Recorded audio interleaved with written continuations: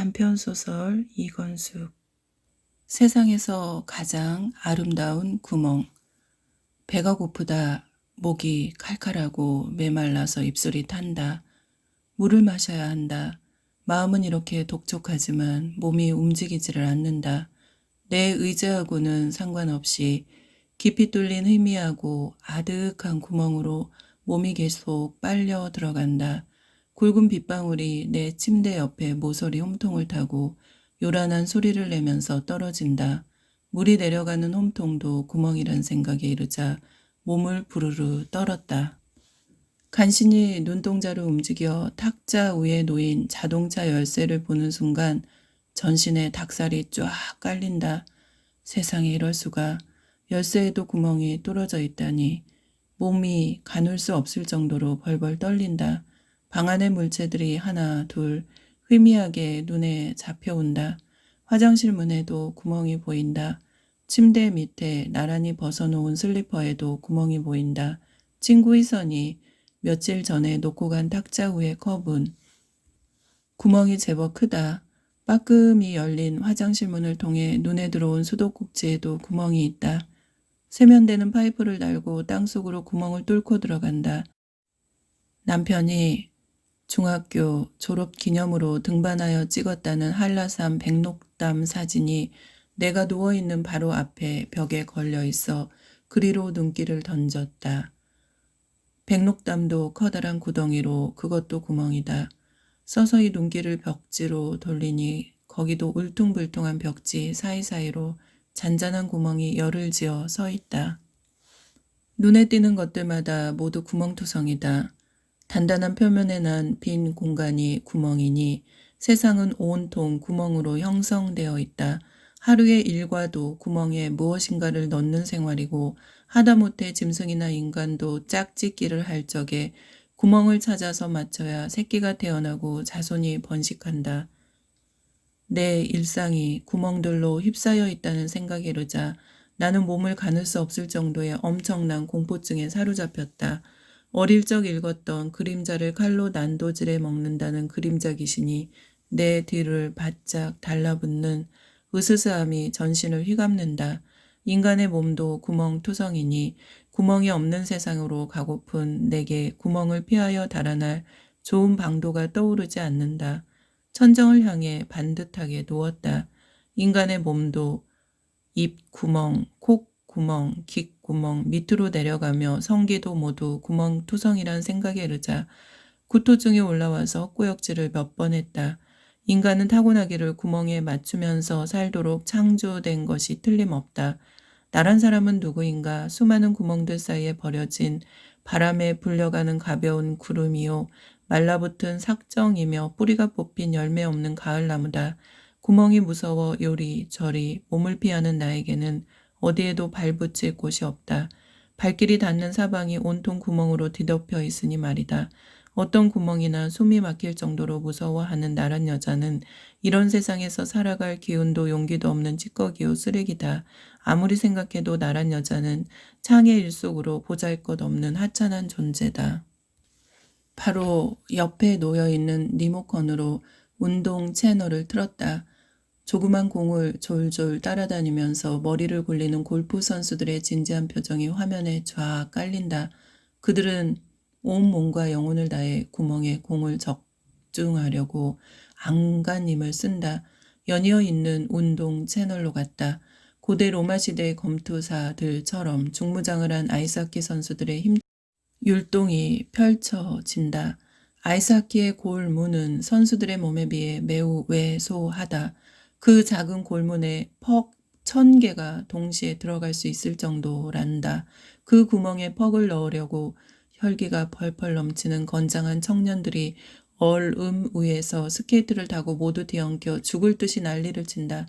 308개의 공이 들어갈 수 있는 축구나 52개가 들어가는 수구에 비해 아이스하키 골문은 상대적으로 넓은 편이다.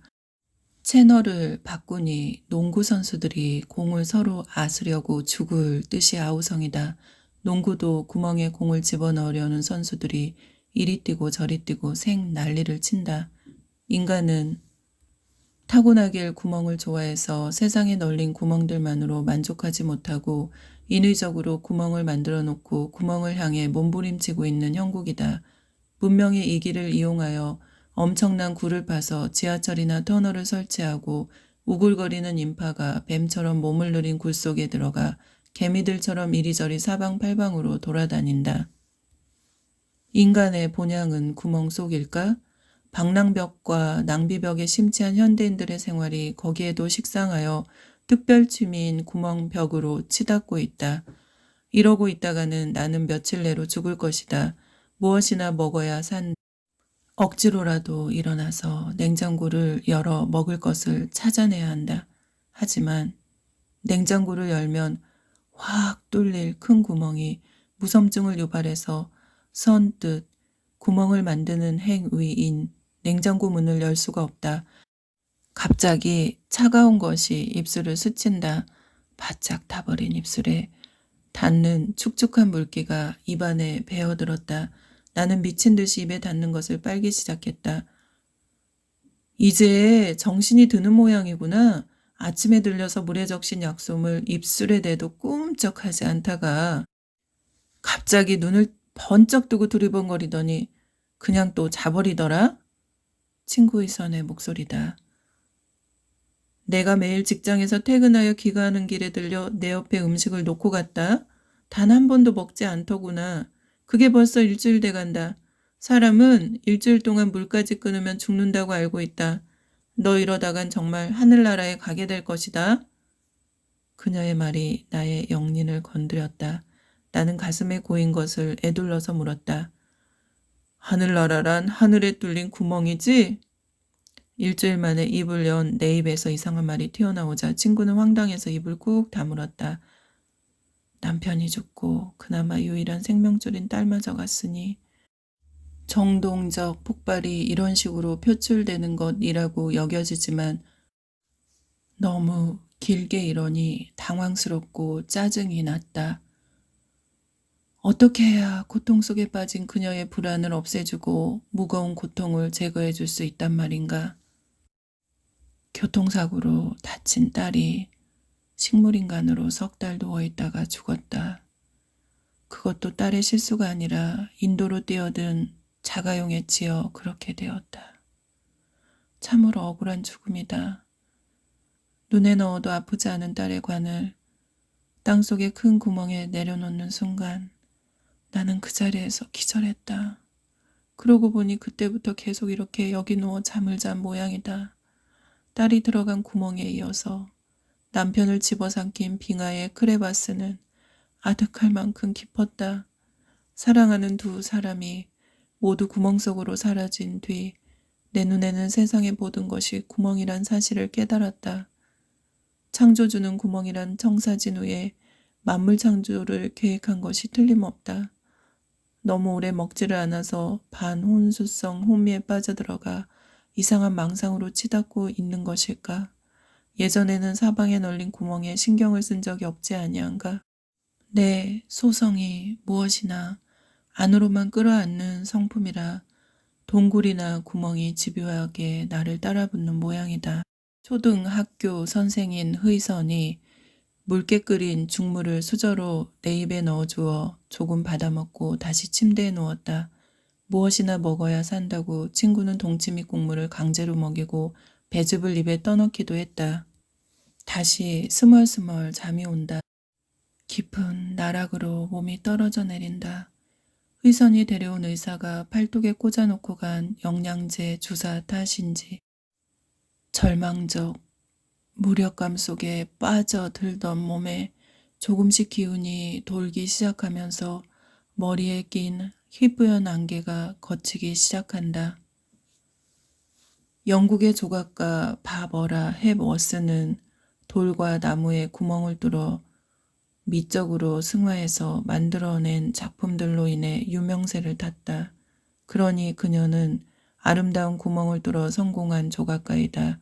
이탈리아 로마에 위치한 거대한 원형극장 경기장인 콜로세움은 5만 5천 명 관중이 앉을 수 있고 아치 모양의 구멍인 출구가 80개나 뚫려 있다. 2000년의 세월이 흘렀건만 원형극장에 뻐끔뻐끔 뚫린 구멍들은 멀리서 보면 마치 금붕어가 입을 벌리고 숨을 쉬는 꼴이다. 악기들도 모두 구멍투성이다. 색소폰, 코피리, 하모니카, 낮고 신비스러운 소리를 내는 호주의 디저리도란 악기도 구멍이 내는 소리다. 그렇다면 문학은 어떠한가? 쥘 베른이 쓴 소설 지구 속 여행도 아이슬란드 화산 밑에 난 구멍인 터널을 통해 세 명이 지구 속으로 내려가는 이야기다. 루이스 캐럴이 쓴 이상한 나라의 앨리스도 토끼굴에서 경험하는 이상한 이야기가 나온다. C.S. 루이스의 유명한 작품 나니아 연대기도 농대에 뚫린 구멍을 통해 마녀가 점령한 눈 속 얼음나라에 들어가서 겪게 되는 이야기이다.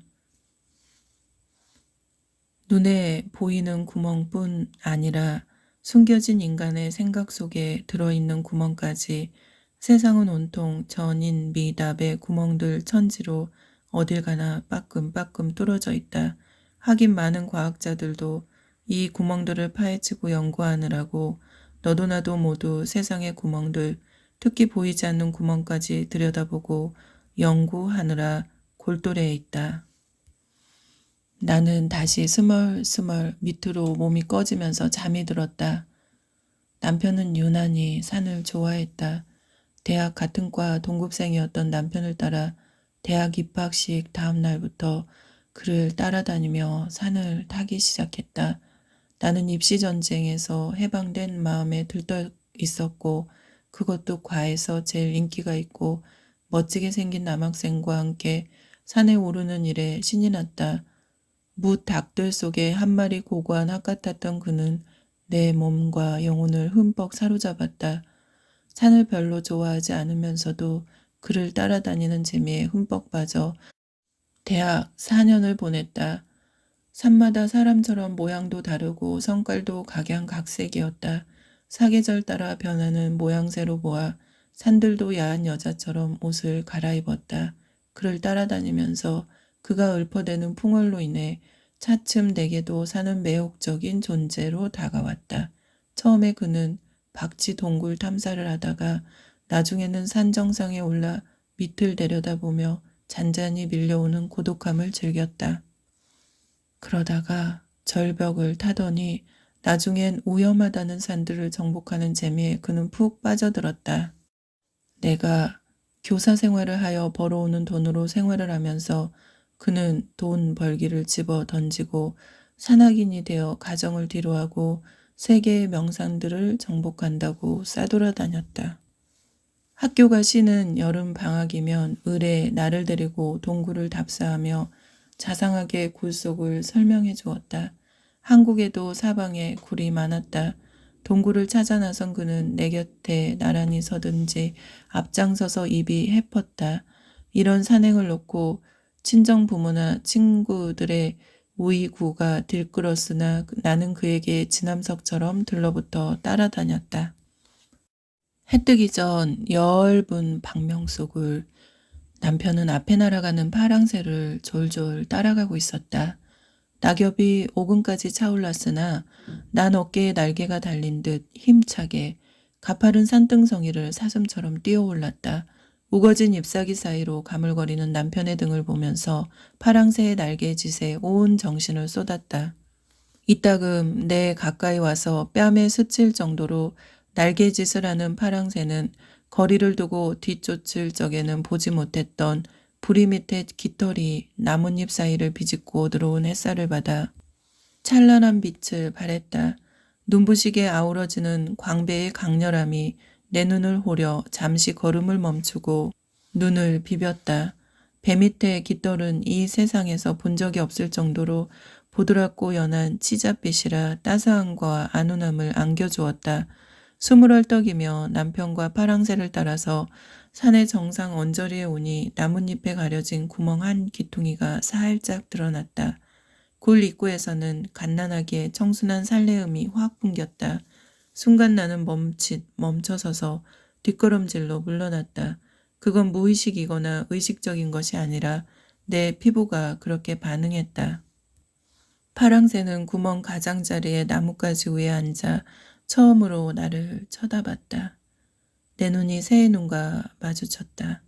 내가 새의 곁으로 다가가자 마치 내 손을 잡아 끌듯 굴 안으로 들어가는 것이 아닌가? 이상하게 부드럽고 은근한 향기가 미풍에 실려 굴 안에서 살살 밖으로 새어나와 나도 모르게 파랑새를 따라 굴 안으로 깊이 들어갔다. 찬란한 빛살이 나뭇잎 사이를 비집고 들어와 수없이 많은 빛기둥을 만들어 놓은 울창한 숲이 다가왔다. 빛 기둥 틈새를 한참 걸어가니 소리를 내며 흘러가는 시냇물을 가운데 두고 꽃들이 만발한 초원이 눈앞에 쫙 깔린다. 심장이 두근거릴 정도의 꽃 향기가 전신을 휘감고 따사로운 햇살이 앞을 가늠할 수 없이 펼쳐진 꽃밭 위에 내려앉는다.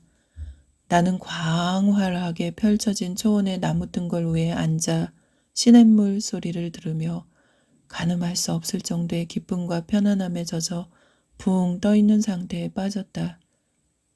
마약을 먹은 뒤의 기분이 이러할까? 갑자기 목이 말라 냇가로 가서 수정 같은 개울물을 두 손으로 한 움큼 마셨다. 온몸이 확 뚫리고 양 어깨에 날개가 달린 듯 가뿐해서 나비처럼 꽃이 만발한 들판 위를 훨훨 나를 것만 같았다. 멀리 아득히 하늘 끝자락에 오묘한 빛을 발하는 기묘하게 보이는 산들이 밝아진 눈에 서서히 들어왔다. 자세히 보니 신비스러운 구름에 휩싸인 산 언저리에 눈부신 고성이 모습을 드러냈다. 그 둘레에는 보석에서 뿜어나옴직한 신기하고 묘한 빛이 아지랑이처럼 아른거린다. 나무 등걸에 걸터 앉아 지천으로 핀 꽃들을 한 송이씩 세세히 관찰했다. 놀랍게도 이 꽃들은 모두 내가 만났던 사람들의 표정을 지으며 몸짓을 하고 있었다.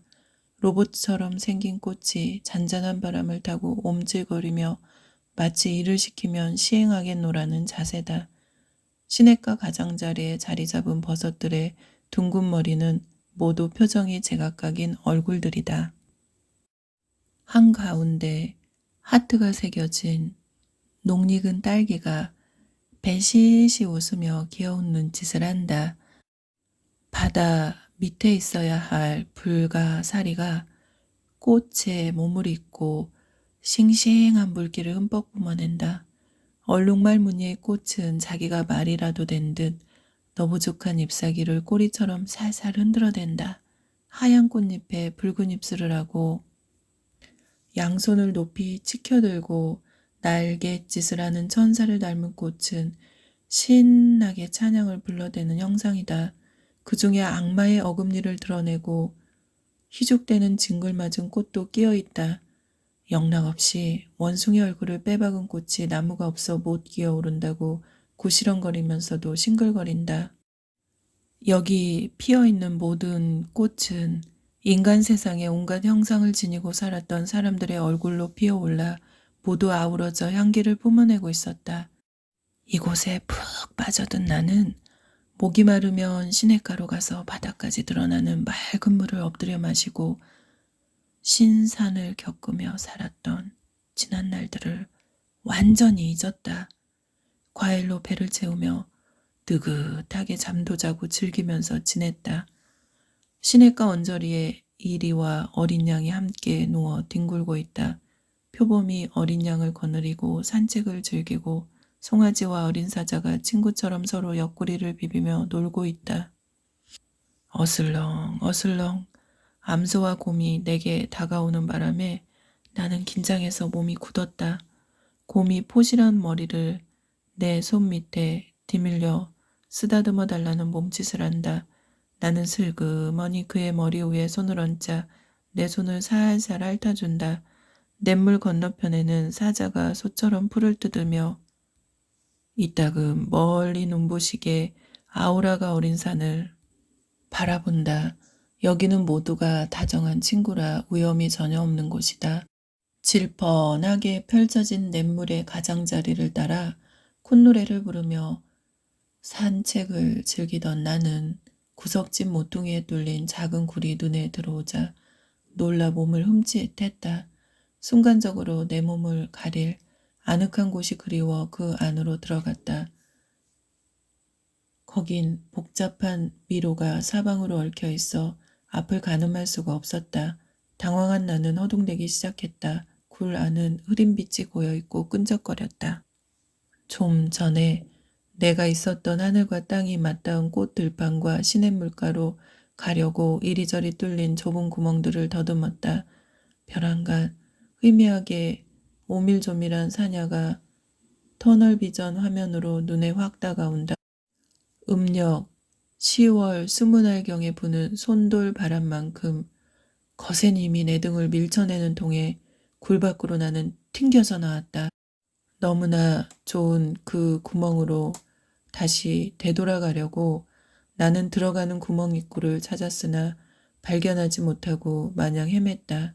인근의 산재한 구멍들 언저리를 기운이 지나여 털썩 주저앉을 정도로 뒤져봐도 내 앞장서서 조곤대던 남편이 보이질 않는다. 우리 두 사람을 인도해줘서 내가 졸졸 따라갔던 파랑새도 없다.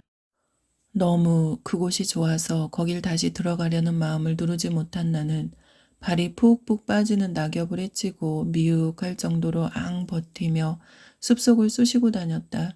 전신에 억센 풀과 장가지에 긁혀 피가 흘러도 내가 들어갔던 그 구멍을 찾을 수가 없었다. 손을 허우적거리면서 그 동굴을 찾겠다고 안간힘을 쓰다가 절벽 끄트머리에 이르러 아래를 내려다보는 순간 나는 미끄러져 아래로 굴러떨어져 내렸다.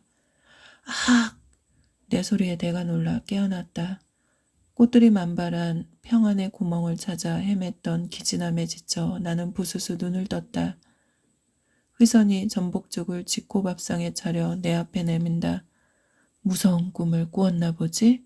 전신이 땀으로 흠뻑 젖어 번들거리고 몸을 비틀면서 악을 써서 구조대를 부를까 하는 생각도 했다. 굴을 찾아다녔어. 너는 눈만 뜨면 날마다 굴 이야기야. 기막히게 아름다운 굴 속에 들어갔었어. 넌 딸 경애가 죽고 나서 날마다 구덩이나 굴 같은 것만 봐도 기함을 하는 구멍공포증에 시달리고 있어. 난 지금 굉장한 구멍에 들어갔다 나왔어. 내 표정을 주의 깊게 살펴보던 의선은 한숨을 푹 내쉬었다. 의선아, 난 그 구멍을 꼭 찾아야 해. 이 세상 어디엔가 그 굴이 분명 있을 거야. 남편과 파랑새가 날 데리고 거길 갔었어. 죽은 남편이 널 또 꿰고 있단 말이냐? 아이고, 내가 못 살겠다. 넌 지금 구멍이나 동굴을 무서워하면서도 그런 곳에 들어가 살고 싶은 거니? 맞아. 난 거길 이 세상 구석구석을 뒤지고 다녀서라도 꼭 찾아내야만 해. 어딘가에 있는 기막히게 아름다운 동굴이야. 그곳을 부족한 인간의 말로는 다 표현할 수 없을 정도야. 내가 들어갔다가 실수로 밖으로 나왔는데 들어가는 입구를 찾을 수가 없네. 내가 눈을 반짝이고 힘이 들어간 손짓을 하면서 말하자 의사는 머리를 갸우뚱대더니 잠옷 심각한 표정을 감추지 못하고 나를 노려다보다가 종알거린다. 동굴 속 네안드르탈인의 그림자가 내 영혼을 사로잡아 씌웠나 보다. 너 왜 이렇게 헛소리를 하니? 참말 걱정이 되는구나. 의선아, 나를 도와줘. 내가 그 구멍을 찾아 들어갈 수 있도록 옆에서 힘이 되어줘. 난 거기 가야 살 수 있어. 거긴 아프지도 않고 마음의 날개가 달린 듯 가볍고 평안하고 기쁨이 넘쳐. 거기 갈 수 있도록 도와줄 사람이 세상에 이제 너밖에 없구나. 내 문제점은 빙하의 크레파스에 떨어져 죽은 내 남편으로부터 시작되었어. 대학에 갓 입학한 널 데리고 주말에 방방 곡곡 동굴을 답사한답시고 산으로 끌고 돌아다닐 때부터 난 너를 걱정했단다. 이제 그가 죽어 없는데도 너는 구멍이니 굴이니 하면서 구멍 공포증인지 아니면 구멍 증후군인지 모르는 병에 사로잡혀 시달리고 있다. 아무래도 정신과 의사를 만나보는 것이 좋겠어. 난 지극히 정상이야. 나를 그렇게 이상하게 생각하지 마라. 의사는 날카로운 목소리로 나를 질타했다. 정신 이상에 걸린 사람이 자기가 이상하다고 하는 사람은 단 한 사람도 세상에 없다. 너를 강제로라도 데리고 정신과를 찾을 예정이야. 한숨을 푹푹 내쉬며 한심하다는 마음을 누르지 못하는 의사는 내가 먹을 전복죽이 놓인 지코밥상을 침대 옆에 놓고 나가버린다. 건강해야 온 세상을 돌아다니면서 샅샅이 뒤져 남편과 파랑새를 따라 들어갔던 동굴을 찾을 수 있다. 나는 밥상을 끌어당겨 신들린 사람처럼 상위에 놓인 음식을 개걸스럽게 조금도 남기지 않고 몽땅 먹어치웠다. 대학 연애 시절 남편은 대린 쿠유에 꼭 나를 데리고 가고 싶다고 입버릇처럼 내까랬다. 그 시절 나는 그에게 반해서 그런 동굴에 대하여 알려고도 하지 아니하고 귓가로 그저 흘러 들었을 뿐이다. 거기가 내가 남편과 파랑새를 따라가 본 그 곳일까? 요즘 모든 정보는 인터넷에 웬만하면 뜬다. 내가 들어갔다가 실수로 빠져나와 다시 찾지 못하는 그 구멍을 찾기 위해 인터넷을 열었다. 먼저 구멍부터 검색했다. 며칠 열심히 식사를 했더니 살도 오르고 정신이 맑아져서 컴퓨터 화면을 봐도 어지럽지 않았다. 4천년 전 만들어진 지하도시 데린쿠유는 터키의 카파도키아에 있는 동굴이다. 터키는 남한의 7.5배 크기로 국토 일부는 유럽 대륙에 속하고 나머지 대부분은 아시아 대륙에 걸쳐 있다. 유럽과 아시아 경계선에 누워있는 나라로 두 대륙의 문화를 흡수한 특이한 지역이다. 터키에는 이스탄불, 카파도키아, 파무칼레, 지중해 주변의 고대 도시들 노아방주, 아브라함의 고향 하란, 복음이 이방에 전달된 수리아, 안디옥, 바울의 고향 다소, 신약성경 계시록에 나오는 7교회 등이 위치한 기독교 유적지가 산재한 나라이다. 카파도키아의 황량한 평원 아래가 부드러운 화산암이라 여기를 파내려가 세운 지하도시가 테린쿠유다. 마치 개미굴처럼 인간이 만든 땅굴 도시로 1963년에 발견된 거대한 동굴이다. 기원전 7, 8세기 히타이트 민족이 처음 만든 것으로 학자들은 추정하고 있다. 이 굴이 로마, 비잔틴 시대를 거치면서 확장된 것으로 보인다는 연구를 하고 있다. 로마 제국의 종교 박해로부터 7세기 이슬람 국가인 오스만 제국의 박해를 피해 은신한 기독교인들이 살았던 곳으로 지하 20층으로 현재는 8층까지 공개한 상태다. 굴 안에는 52개가 넘는 공기 환풍구가 있고 지하 120m까지 내려가서 가장 밑부분에 흐르는 큰 물줄기를 파서 우물로 이용했다고 한다. 아랍인들로부터 도피한 기독교인들이 거주한 곳으로 알려진 이유는 굴 안에 신학교와 교회의 흔적이 남아있기 때문이다. 로마의 카타콤처럼 그 시대 그리스도교 박해를 피해 도망친 그리스도인들이 살았던 곳이기도 하다. 화산암, 땅속을 파서 필요 시설을 갖춘 지하도시 카파도키아는 둘레가 30km나 되니 한 바퀴를 돌려면 75리를 걸어야 한다. 그 지하도시는 2만 명 수용이 가능하다고 보고 있다. 굴 안에는 방, 부엌, 교회, 학교, 공물저장소, 동물 사육장, 성찬과 세례를 베풀던 장소, 신학교 등 도시 기능을 완전히 갖춘 정도이다. 굴 안 여기저기에는 초대 교인들이 박해를 피해 지하에 숨어 예배를 드리느라고 만든 십자가가 있고 교회 흔적을 곳곳에서 찾아볼 수가 있다. 인터넷에 뜨는 수십 장의 사진들을 보니 데린쿠유 동굴은 지상도시를 압축해 놓은 것이지 내가 파랑새를 따라갔던 그런 구멍이 아니었다. 내가 본 굴은 파란 하늘과 맞닿은 어마어마한 초원의 한가운데로 맑고 시원한 물이 흐르고 시냇물가에 질비하게 선 나무들은 갖가지 과일을 맺고 있어 마구 따먹을 수 있을 정도로 적당히 익은 먹음직하고 보암직한 싱싱한 과수들이다. 목숨을 부지하기 위해 숨어 살려고 개미처럼 쑤시고 들어가 운둔하는 그런 어둠과 풍근한 고뇌와 슬픔이 고인 데링코요 같은 굴이 아니다. 나는 터키에 가는 걸 포기하고 다른 동굴을 찾아보기로 하고 열심히 인터넷을 뒤졌다. 내가 갔던 굴은 위험이 전혀 느껴지지 않고 인생의 고난이 싹 가신 아주 평화로운 곳이었다. 그 굴로 인도하는 길은 아마도 솔개도 알지 못할 것이고 날카로운 눈을 가진 매도 보지 못하는 곳에 숨어 있을 것이다. 그러니까 파랑새가 나를 인도한 것이 아니겠는가? 그곳에는 위험스러운 짐승도 심지어 사나운 사자도 모두 순한 소성을 지니고 서로 어울려 살아가고 있었다. 내가 다녀온 그 굴은 아무리 기억을 더듬어도 어디쯤 있는 것인지 가늠할 수조차 없었다. 거길 다시 간다면 망외의 기쁨이 넘칠 것이 확실했다. 그러니 거길 찾아야 한다.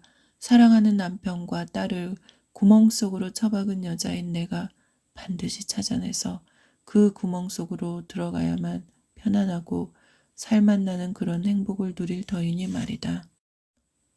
날마다 나는 책상가에 앉아 굴이나 동굴, 구멍을 인터넷으로 뒤지고 무심스럽게 망연히 앉아 세월을 보냈다.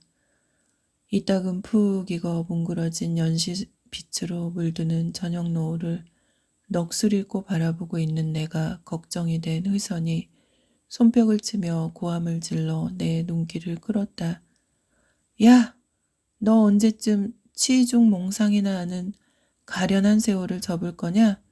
죽음을 앞둔 상노인 같구나. 죽은 사람은 이미 이 세상을 떠나가 버렸으니 잊어버리고 내 살 길을 찾아야지. 그 사람들 이 세상에 어딜 가도 없어. 죽은 사람이 가는 곳과 우리가 사는 곳이 다르단 말이야. 제발 정신 차리라고. 너 참 한심한 아이다. 내가 여직 알고 있는 너란 사람이 이 정도란 말이냐? 야! 정신 차려!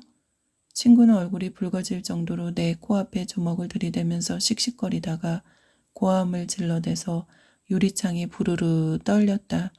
희선아, 난 목숨을 걸고 파랑새가 나를 인도했던 굴을 찾아야 한다고.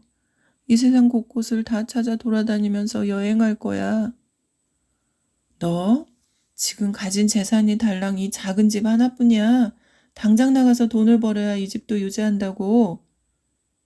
이걸 팔아서 몽땅 은행에 넣어놓고 내가 다녀온 굴을 찾아 이 세상을 돌아다닐 거야. 죽은 내 남편처럼 너도 방랑벽에 빠졌구나. 너 돌아버렸어. 아주 미쳤어, 미쳐. 아무래도 정신과에 가서 치료받아야겠다. 회선아, 난 저주받았어. 남편과 딸이 구멍 속으로 사라져 버렸고 사람들이 나를 보면 수군거리고 있어. 나를 저주하니 나도 사람들을 만나면 입에서 저주가 나가. 내 입을 막을 수도 없고 누구든 아무도 만나기 싫어.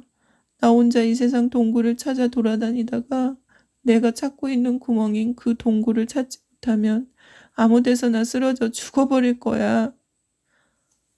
너 남편과 딸을 먼저 보내고 너무 가슴이 무너져 내려 공격적인 노드 아드레나린 호르몬이 과다하게 나오는 모양이다.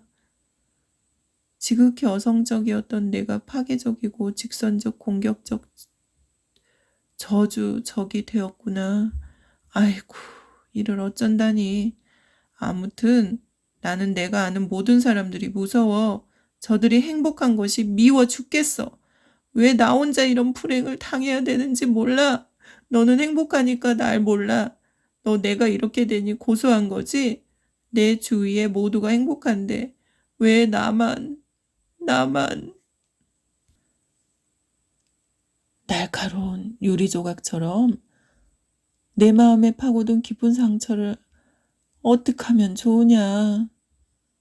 그러니까 나를 행복하게 해주는 그 구멍을 찾아야 한다니까. 그 굴에 있어야 나는 숨을 쉬면서 살 수 있어. 마구 발광하면서 고함을 쳐대는 나를 징그러운 뱀이라도 되는 듯 썸뜩해 하면서 노려보던 의선이 휙 돌아서서 나가버렸다. 해가 지고 방 안이 캄캄해도 불을 켜지 않고 죽을 듯이 몸부림을 치던 내가 꽃들이 무리지어 찬란하게 피었던 곳, 파랑새가 이끌었던 초원이 떠오르자 차츰 마음이 안정되었다. 내가 찾으려고 하는 구멍은 사람들이 사는 곳이 아니다. 인간이 만든 거대한 구멍도 아니다. 사람의 손길이 전혀 닿지 아니한 태초의 아름다운 자연이 펼쳐지고 꽃과 과일이 풍성하고 말을 안 해도 꽃이랑 나무랑 시냇물이랑 서로 통하는 그런 곳이다. 파랑새가 이끌었던 동굴은 그러했다. 그러니 터키의 데린쿠유 동굴은 내가 찾고 있는 굴이 아니다. 포스토이나 동굴처럼 50리가 넘는 이 동굴은 너무 길어서 기차를 타고 돈다는 그런 굴도 아니다. 인터넷에 요란하게 뜨는 중국의 구이저우 동굴도 아니다. 여기는 해발 2200m 산 중턱에 자리 잡은 원시 동굴이다. 지금도 그 굴 안에선 나무로 지은 집, 학교, 숙박을 위한 객장까지 운영, 술을 빚고 옷을 만들어 입고 산다고 한다. 거긴 인간들이 벅적거리는 구멍이다. 너무 높아 보기가 없다지만 미움과 갈등으로 구겨진 인상을 쓰는 인간들이 버르적거리는 곳이니 세상살이의 한 부분이지 내가 찾고 있는 그런 구멍이 아니다. 인간의 숨결도 닿지 않는 태고적 그대로의 장소, 창조주의 손길이 막 구워낸 그런 구멍이 바로 내가 찾고 있는 굴로 파랑새가 인도했던 곳이다.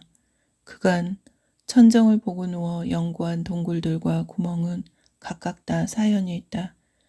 아름다운 구멍, 이상한 구멍, 놀라운 구멍 등등 절절히 많은 사연이 인각되어 있는 그런 굴들이다.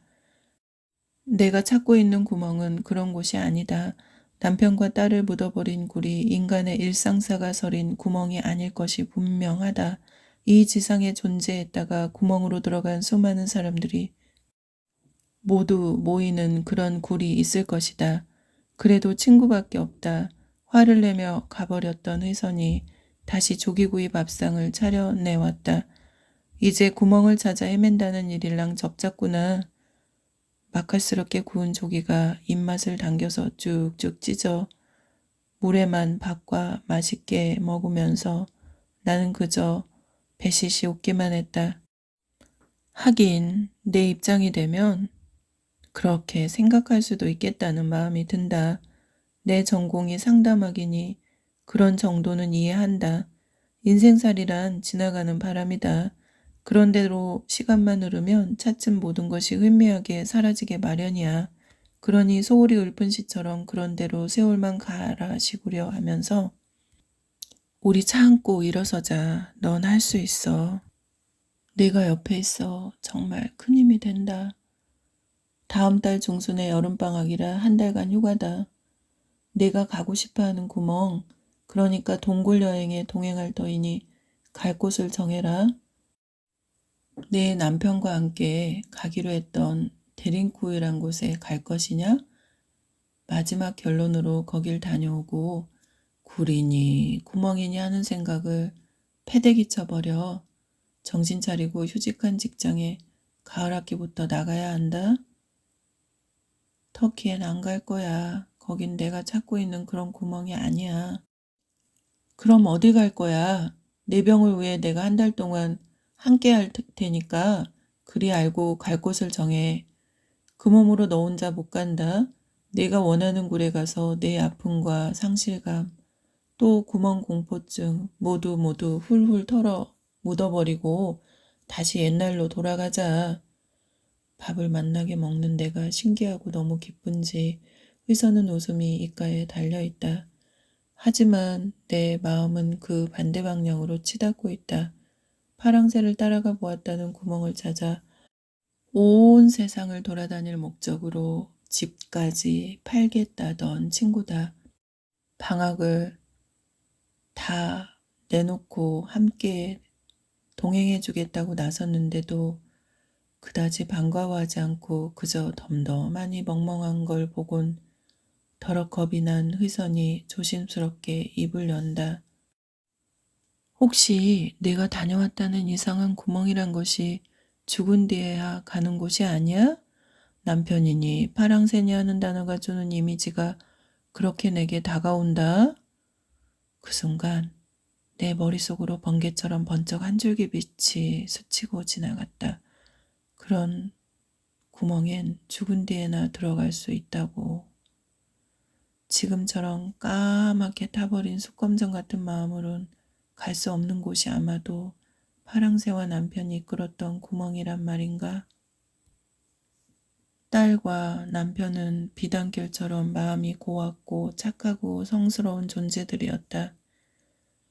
그렇다면 꿈에 본 아름다운 동굴은 내가 그들처럼 아름다운 마음을 지녀야 찾을 수 있는 구멍일 터이다. 아, 죽음이란 얼마나 아름다운 것인가. 무의식 깊은 곳에 내가 보았던 그런 구멍을 모두가 동경하기 때문에 사람들은 사방에 산재한 구멍에 대한 매혹에 끌려가고 있는 것이 틀림없다. 그것도 부족해서 구멍을 만들어 놓고 환호하고 있다. 어느 누구나 빠짐없이 모두 매일 구멍과 더불어 살아가는 것이고 이 세상에 존재하는 크고 작은 모든 구멍들에 관심을 가지고 접근하고 있는 게 분명하다. 인간이 구멍벽에 미친 듯이 빠져드는 이유가 이제야 새롭게 다가왔다. 다음 달부터 휴직한 직장에 돌아가 일을 해야겠다는 마음에 나는 어깨를 으쓱했다. 그래도 혹여 이 땅 위에 있을지도 모를 나의 진짜 구멍 찾기는 멈출 수 없을 것이다.